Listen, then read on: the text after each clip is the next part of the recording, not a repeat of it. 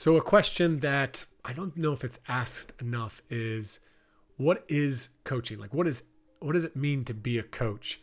When you ask that question, it brings up, where did coaching come from? Like where were the first coaches? And it's actually interesting enough.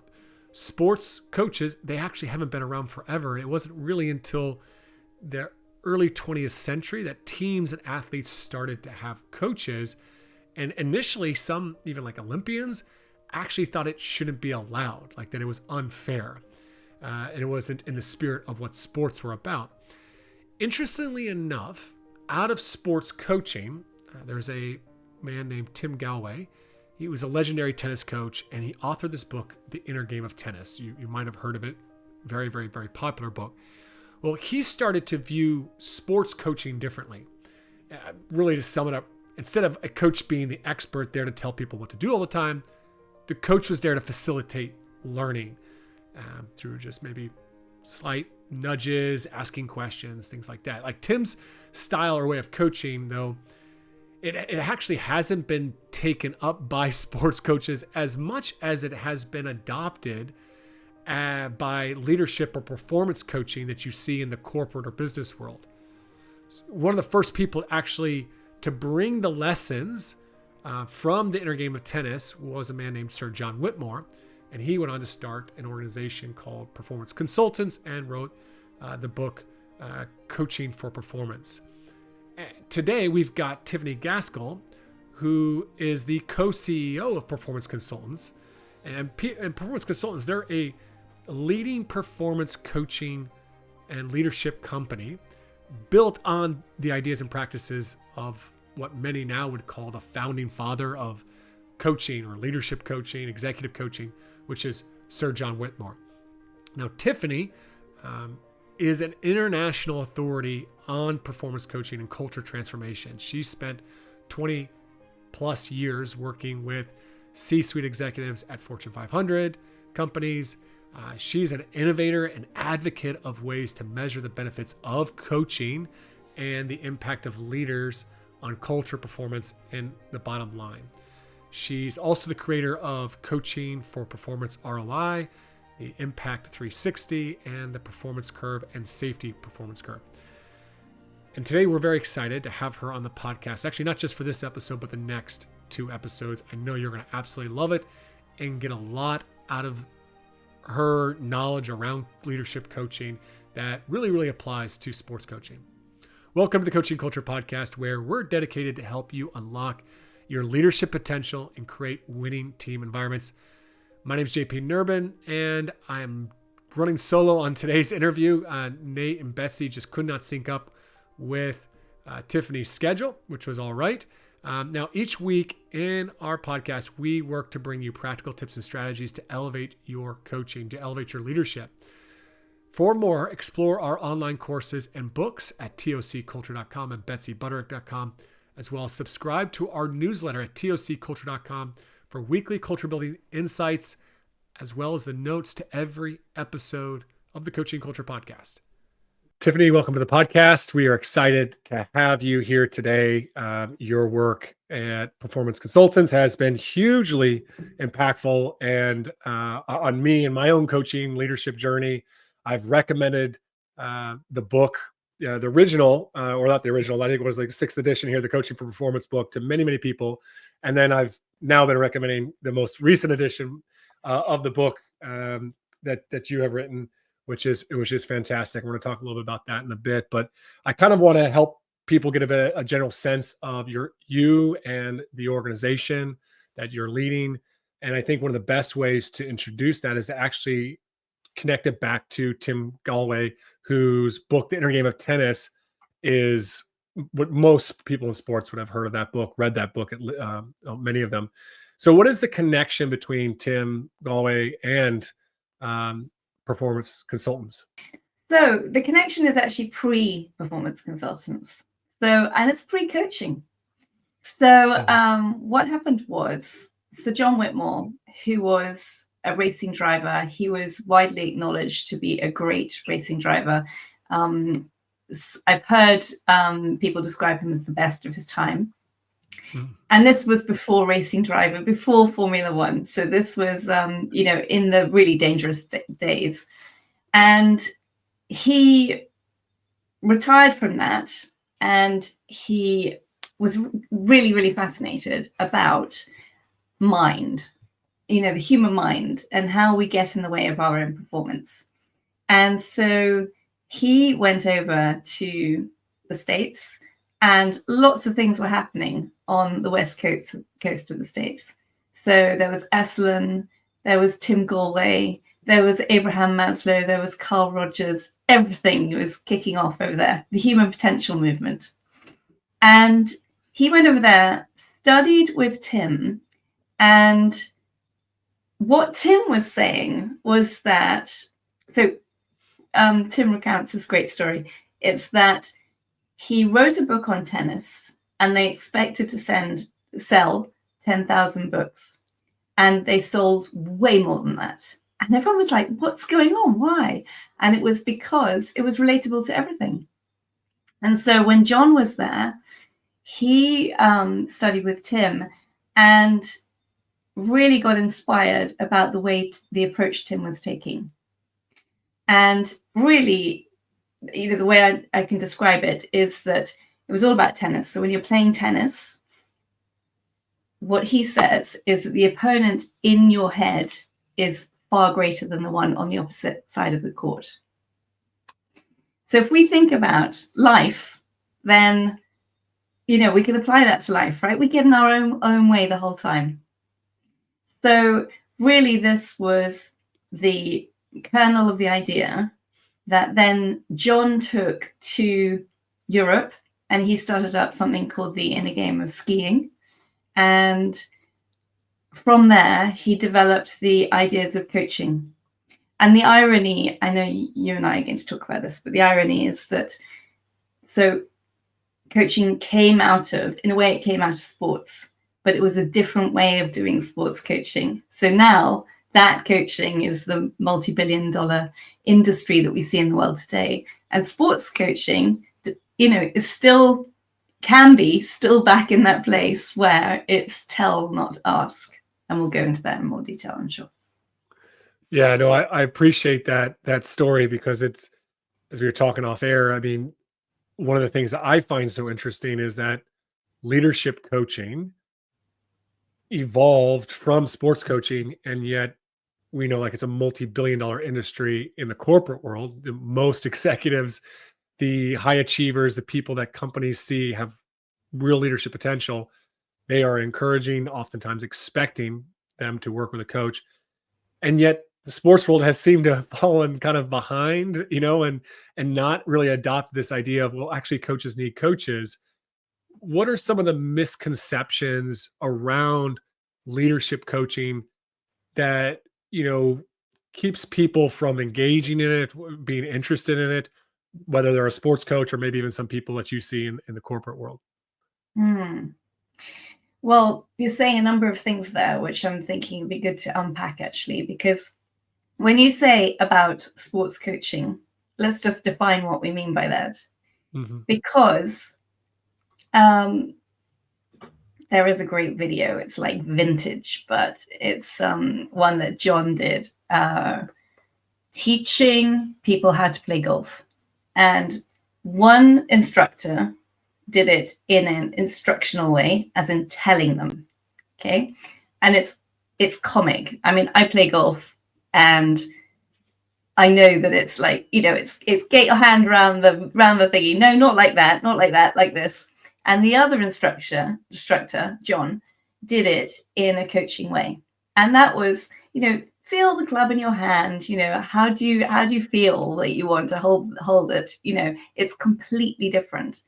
And so what they do is they get to the end of the session, and both of the students have markedly improved in their golf. One of them really enjoyed it, and one of them didn't. So interesting, because coaching is a facilitative technique. It's human-centered, it's learning-centered. That's the coaching I'm talking about. And that's what John first coined the term performance coaching. And that is the basis of all, coaching that's outside the sports world. Now, in the sports world, we still see people who are doing it the other way, right? Mm-hmm. So when you're talking about coaching, I just want to make sure that we're clear that we're talking about the facilitative coaching approach, because I don't think that all sports coaches are on board with that version. Well, and I think that's a really great way to highlight this. One of the biggest misconceptions, which is most sports coaches, I would say, the old school, most schools of thought is like, we're going to tell you what to do.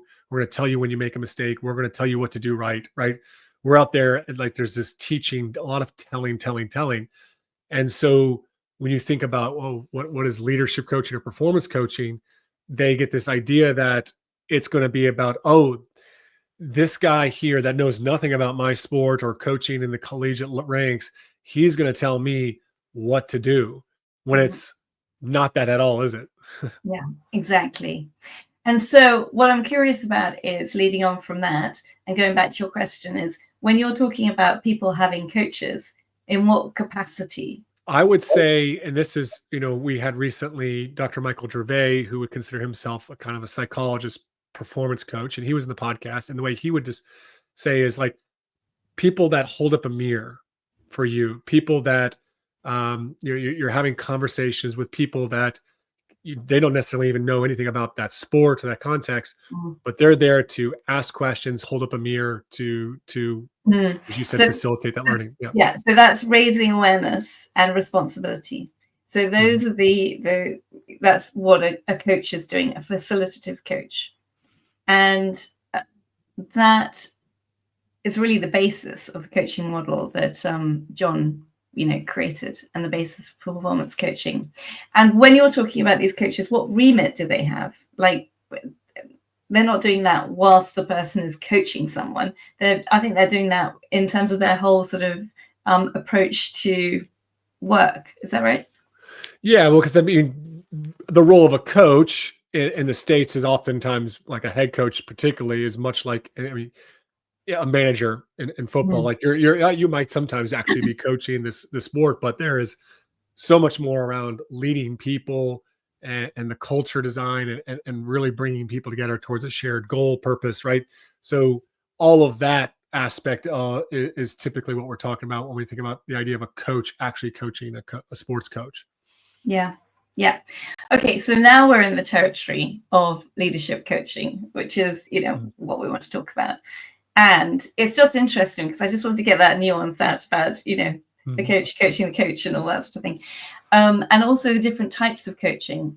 So it's an interesting one because you said, why is it that sports coaches don't necessarily have coaches? Well, I think you've answered your own question, because it's a different thing.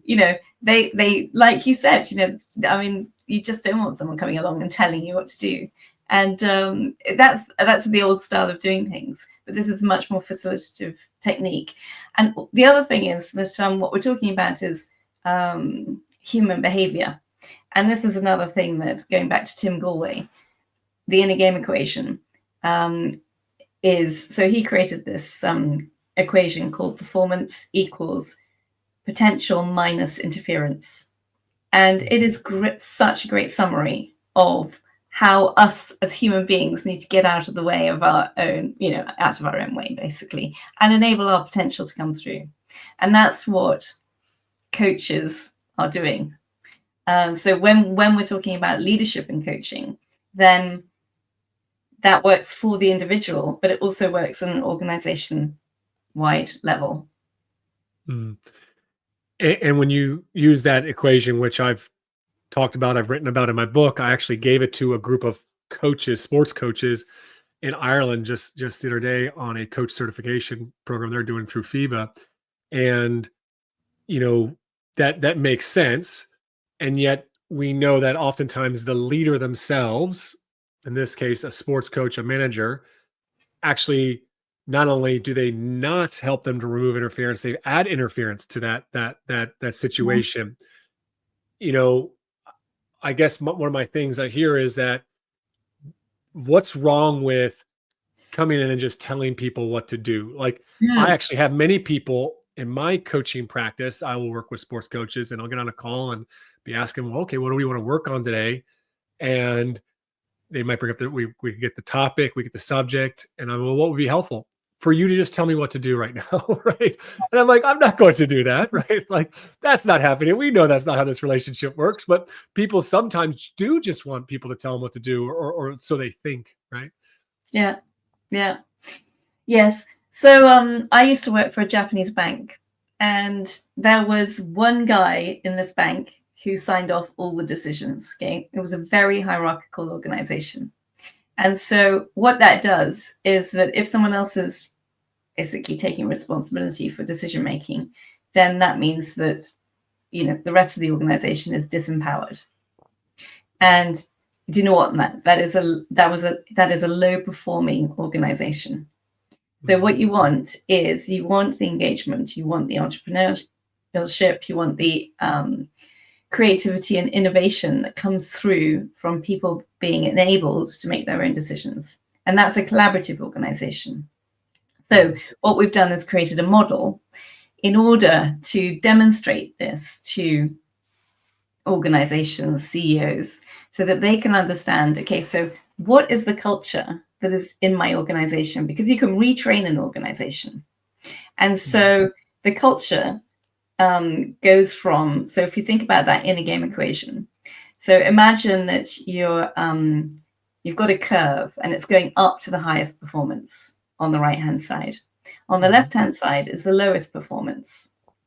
And that curve goes, as it goes up, it travels through the 4 different types of culture that there are. So the lowest performing culture is an impulsive culture. And in this culture, you know, the theme of it is firefighting. The next one is hierarchical. And so this is the one that you were talking about. So it's the one where people are saying, oh, you know, they're the ones who can tell me what to do. You know, I can just wait for them to tell me. The next one is independent. I used to be a banker, and that was the place of banking. It's like, you know, star performer, brilliant, knocking it out of the park. Downside is that it's competitive, internally competitive. You know, it's dog eat dog on the trading floor. And then next one is interdependent. That's where we're truly successful together. So the collaborative culture is the one that, you know, is the hallmark of interdependence. And those are led by transformational leaders. So transformational leaders, you know, are people who enable the highest potential to come through and reduce interferences. Can you repeat that definition again for us? That transformational leaders are like, I thought that was great. And then could you also define what is your definition for culture? Based on that performance curve, we call it the performance curve, the highest performing culture is an interdependent culture, which is the hallmark of it is collaboration. And so there's trust there, it's values driven, it's mission driven as well. Those are all so people in that culture feel psychologically safe. It's got everything that you would expect to be within it. Then transformational leadership, that is the type of leadership that you find at the head of that culture. So those are leaders that are enabling the highest performance and reducing interference so that people can do the right thing at the right time and be in their sweet spot. I love that the kind of definition of transformational leadership. It was something we talk a lot about on this podcast, is transformational coaching or transformational leadership. And, you know, oftentimes it's about helping others to be their best. And yet here it's really ties back into the culture aspect of helping the organization, you know, work together in a way that achieves high performance. So I really appreciate that definition. I appreciate you coming back to that. When you think about these leaders that you're trying to help to become transformational leaders, where do you usually start? Like, where is a good place for people to really be working on that aspect of leadership? we have a program that takes people through this. And I'm thinking about where it all starts. And I think I would say that it starts here, between the ears. It's like, how are you thinking about leadership? What does leadership mean to you? And what's the impact that you want to have? And, the irony is that leaders aren't taught how to lead. They are put into these jobs and they are not necessarily taught about what great leadership is. And that's where I really think that in the world, we need a complete shift and recalibration of what great leadership looks like.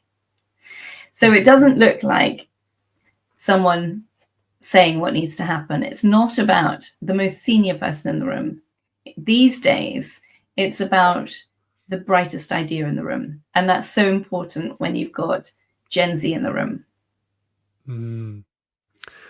I want to come back to that Gen Z thing in a second here. But one thing that I just, highlighted, you said there, I think a lot of times people think about leadership and, like great leaders, they're good at the soft skills, right? And you talked about teaching that, but you said it actually starts right between the ears, right? It starts from that from the mental side, the mindset aspect, not necessarily on how you communicate, down to some of the stuff that I know that you even cover in the book around asking questions and leadership as a style, but you're almost more talking about leadership as a mindset. Yeah, exactly. And that's where we start. So it's really, when I am being a leader and someone comes to me, am I thinking, I know the answer to this, I'm dying to tell them? Or am I thinking, this person has the answer themselves and I'm clearing out the way for them to discover and learn as they find something completely different that I wouldn't and take a different approach? There's leaders that come to you. There's leaders that come to me that they're looking for growth as a leader. How do you know when someone is in a place where you can start to help to equip them with this leadership, like coaching as a leadership style, right? So they're actually working on their ability to facilitate the learning for their people. How do you know when they're ready to go into that? Is it a step one? Step one, let's focus on you, and then step two, now we can jump into this. Like, is it not? Maybe it's not as linear as I'm imagining. Does that question make sense? Yeah. So I think what you're talking about is one-to-one coaching, or whether it's leadership development to develop their skills to enable their people. Yes. And of course, there's a bit of skills transference in this place, in the one-to-one coaching place. But what I liken it to is that one-to-one coaching is like teaching someone to skydive, an individual, and that's fantastic. The team or culture approach, where you're working with a cohort of leaders, is like teaching a whole group of leaders to skydive. And in the same way, when you see the teams going around and they're all joined up with their hands, it's like that.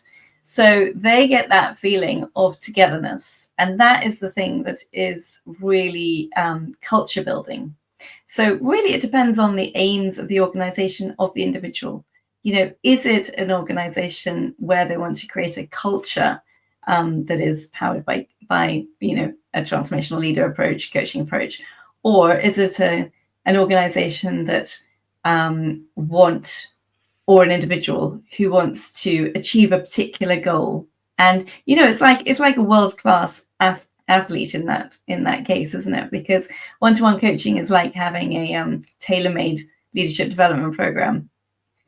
It is, and it keeps you at your peak performance. So it's a balance of which one it is, to weigh up. Yeah, and you just highlighted some of the benefits of that transformational leader, not understanding what their mission is, and having clarity around their values, and yet then be able to coach others within the organization rather than just be the authoritarian, hierarchical leader there. How is this? You mentioned Gen Z, and anytime someone mentions Gen Z, especially from your level of expertise, I get really, really interested because I see this in the corporate world. There is a frustration with all the various generations, but there is that extra challenge that there seems to be with this newest generation that's coming to the workforce, and it's happening as well in the world of sports, professional sports and collegiate sports, high school sports. There is this friction in this relationship. Um, what's so important and what's shifted for you? I think it probably sparked a little bit of interest in, or maybe the reason you decided to put out another edition of the Coaching for Performance book is the challenge around Gen Z. Yeah. Yeah. So what we're, and it's, there's been a complete shift, right? So people are not wanting what they used to want from work. So it's not about a job for life and job security, and those are not the key things. The key things are finding meaning and purpose in your work and making a difference in the world. So right there, we've got a disconnect between the way some organizations are set up, where there isn't a connection with meaning and purpose and the purpose of the organization, and Gen Z. And, I've got very bright nephews who haven't gone into investment banking because they prefer to go and work in the dot-com world or just a different. And so I think it's very interesting what's going on in the workplace right now, because companies that don't get on board with a different approach to culture, so moving from that traditional hierarchical culture, or even the independent culture that I described before, those are traditional cultures. First of all, they're low performing, so there's an impetus there, but also you're not going to attract, the next generation of bright minds. And I would have always thought that, coaching, performance coaching would be really, in transformational leadership, these would be really, really ideal for Gen Z. Yet, you put out another edition of the book. So obviously some of your ideas around this generation have evolved. You've got new information, new ways of doing things. What's changed the most in the last few years from your perspective, and how you see leadership collaborating, working, and creating that high performance team with Gen Z as part of those teams? Yeah. So I think the single biggest change in the last period is the shift to hybrid working. So people don't want to work in the office anymore. Now, I know in your environment, there's a different thing going on, right, in the sports. Mm-hmm. However,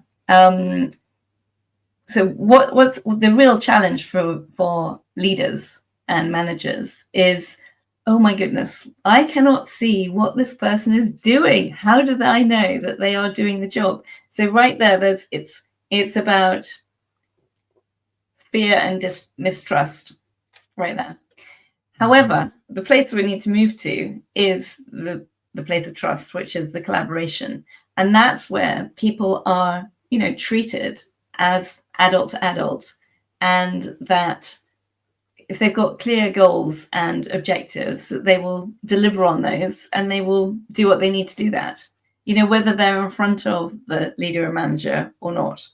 And I think obviously the hybrid thing, it still speaks to a lot of what coaches are dealing with when it comes to their coaching staff, and also their players. I would say it's more this desire that of work-life balance, where I think probably as a millennial, it was very much around, I think millennials in general, like it's like you said, it's about status and nice cars or a big house. Here now, the thing is like almost on social media is bragging about your work-life balance, and you're taking vacation here and there. Like this is, and I think that you see this in collegiate sports, you see this in high school sports, where the athlete today doesn't want to be just all in one camp, or even coaching staffs, right? You see head coaches that have had to grind, 80, 90, 100-hour weeks to get where they could be, become a head coach of a college program or a pro team. And now they're like, well, but then nobody else wants to grind like I did. So, yeah. and we don't want to sacrifice our standards, right? Like, because we're afraid of like, okay, we get that work-life balance is healthy and we shouldn't be going 80, 90 hours. But there's this fear of like, are we just going to like give up all standards as far as hard work? And like, I guess, how do you speak to that fear that leaders face right now? Well, first of all, I have to confess that, I've had exactly the same conversation with one of my friends who is working in an advertising agency, and she's like, "Oh my goodness, I mean, we knew how to work really hard. When I was a banker, I mean, I didn't care how much I worked, 24/7, bring it on. And now it's completely changed. And you know what? I think we were wrong. I think the 24/7 was not the way to go. I got burnout. So it's, I think the pendulum has swung, and we need to find a new way to engage with people. And, that's really about what that highest performing culture is about, the interdependent. Because if you're mission driven, if you're purpose driven, nothing stops you, right? Yeah. Oh, absolutely. I'm working with a team here in Ireland, and it's amateur. It's Gaelic football, but it's the most popular sport in Ireland, even though it's not professional. And you're not here. Of the GAA and the Gaelic football scene, but there would be women on that team that would be 40 now. The majority would be kind of like in that mid 30s down to 18, 19, right? So I even see tension between that tension between within teams, like of these two generations. And one of the things that I commonly hear from the millennials, the older generation, and you hear this in the workplace as well, is Gen Z's being so quick to just say whatever's on their mind, right? Like they don't hold back. And people are like, "What are you doing? You're not." I would never have thought to say that to a veteran, or to the coach. And that's another challenge, I think, for leaders is sometimes their honesty, their like the audacity of this generation. How does if you're a transformational leader, let's call it a transformational leader, like this leadership, coaching as leadership style, as a transformational leader, how might they better react to that rather than going to that place of defensiveness? Like what would be something you would be trying to teach leaders today in that area? Yeah. So the antidote to defensiveness is always curiosity. So that is what to the skill to hone as a transformational leader. What is it that's what's going on for this person? What are the things that are going to make them want to engage fully? And really also, the GROW model is a great structure, right? I know we're going to talk about that, but it's not the most used coaching model in the world for no reason, right? It's because it really works. So what's the goal? Starting with, going through the GROW model, right? What's the goal? The goal is something, the person really wants to achieve. And it's not my goal, it's their goal. And that's the important thing. It's connecting the dots for the individual. Then what's the reality? Where are we now? Well, right now, I haven't really done much. And I was thinking of going to the gym. So options, so what are your options? Well, I could go to the gym, or I guess I could, do something else, a few options. And then, right, so given your goal, what will you do? Well, it's just recalibrating. Well, given my goal, what I will do is I'm going to make time. I'll go to the gym because I'm not giving that up, but I'm going to make time to blah, blah, blah. So I think that putting the ball back in their court so that they can take it and bounce it in the way that they want and get it to the goal in the way that they want is absolutely crucial for this new generation. All right, that wraps it up for part 1 of our conversation with Tiffany. If you enjoyed it, please share it with some other leaders out there. Share it with some of your friends in coaching. For our online courses and more, to really develop yourself as a coach, as a leader, go to tocculture.com, and don't forget to subscribe to our weekly newsletter there at tocculture.com so you can get the notes to this episode and some other fantastic culture building resources. Thanks for listening in.